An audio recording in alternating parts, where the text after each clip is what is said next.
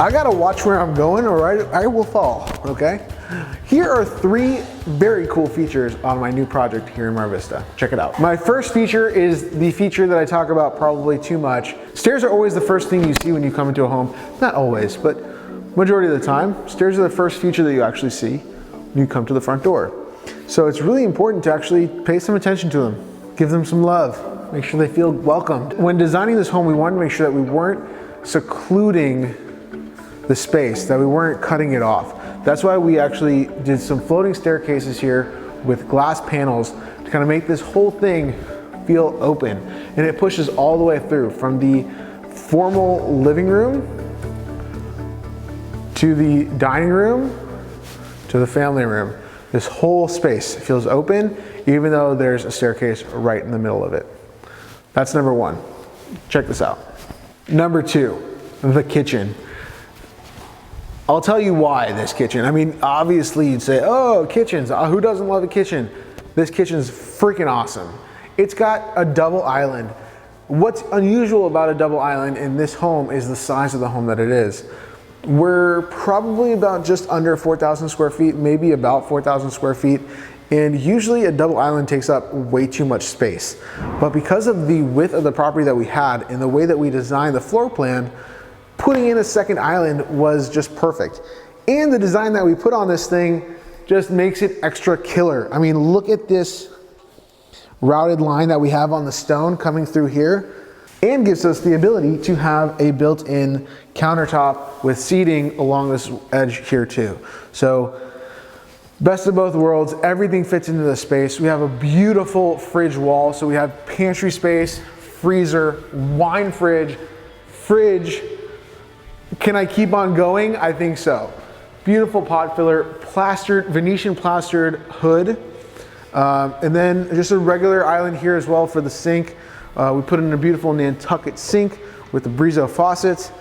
And can I keep talking? I probably could, but I'm not going to. I feel like you get the point. Obviously this kitchen's an insane, but let me show you my number 3, upstairs. Now number 3 might be a large list, but truthfully, it starts from this door.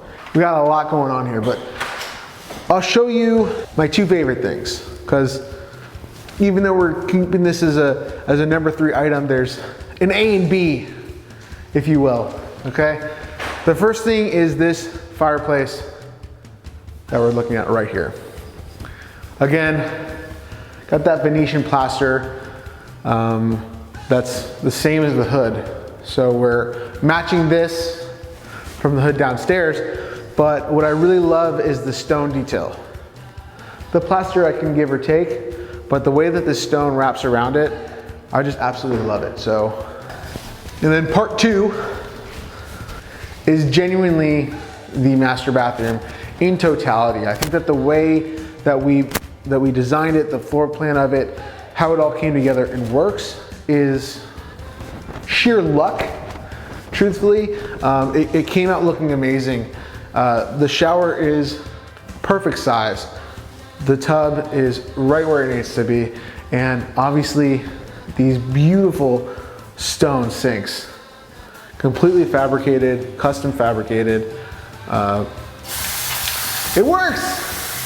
But then we have this open space here because we have the tub right behind it. So we wanted to kind of make sure that no one had to feel like they were always standing behind the tub.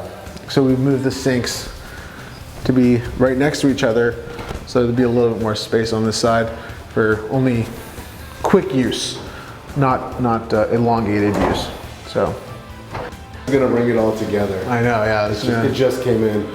So Just had to be reordered 3 times because kept on falling off the map.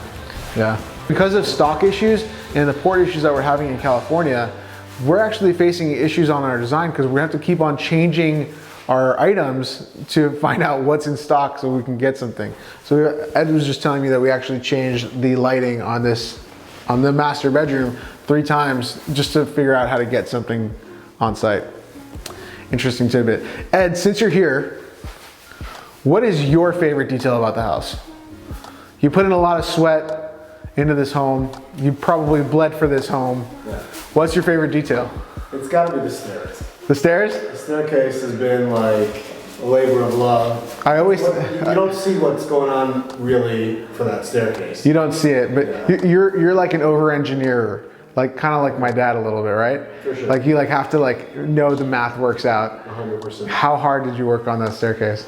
Yeah, I mean, I've had multiple summits with multiple subs on site to make sure everything from the grading to the concrete to the That first the post. templates, the steel templates, Yeah. all have to come together all the way through before we had any framing here. Because you have to make sure that like the distances between where you start to where the post is going to be, all those stuff has to line up so you can equally measure the stairs and know that everything's going to line up appropriately and all that So stuff. everything you don't see is what's so amazing about that staircase. But then the end result when you walk in, and I wasn't Looks sure stunning. if it was going to be an obstruction Yeah, in the space or if it was going to actually enhance the space. I think it makes it look We weren't amazing. sure. Looking at it from a two-dimensional kind of plan, you look at it and you're just like, ooh, it's like right in the middle of my space. I remember that. But I tried to imagine it, and now I'm very pleased with that. When I walk in, I just kind of see through the whole space. I remember sitting at the conference table with you and I looking at those plans and going, man, what do we do to like make that not feel like there's a big chunk of something right in our way as we come into the house, and having that staircase with the glass, the floating stairs, all of that. I mean, it ended up being perfect. Plus we have that extra storage space behind it. It like feels like it's actually useful back there, behind there too. So like it totally, And I think there's a Big lot. win. There are a few different ways you can actually create the steel structure for them. And we looked at several different options.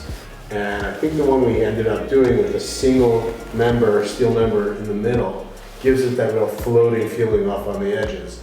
I was concerned about the one stand in the center. All these things were concerning, but That's I right. think the one we ended up, instead of doing a double steel, doing the single, I think all that just kind of ended up being the right fit. So I think that came out really good. what do you call it? God's hand. Yeah. God's hand. And I actually really like the stone in this. The stone picks in the house in general. Yeah, right? We nailed it. I mean, like that looks great. This looks great. Is this the same stone as the master fireplace? I have it on my list. I don't remember. Needs to be polished on. Yeah, I don't remember offhand if it Yeah. is exactly. I mean, it all looks really good. Like even so, like even if it is the same, there's like orange coloration here, and some of it here. So the stone is amazing, and it really is a key element. But then when you put this kind of large white Format tile in there. Yeah. against it, I mean, credit to Asia for putting this together. Yeah. She It really ended up coming out amazing. So good job, Asia. We're gonna go. Clean it up before you leave. You know? Yeah. I don't care about. No, we're not gonna clean up. You gotta clean up. That's a wrap for this project here on Barry. Let me know in the comments which item you think your favorite is out of the top 3, or maybe Ed's pick, who knows? Let me know down below. And of course, if you wanna see the final of this project, go ahead, press that subscribe button, and I'll see you on the next episode.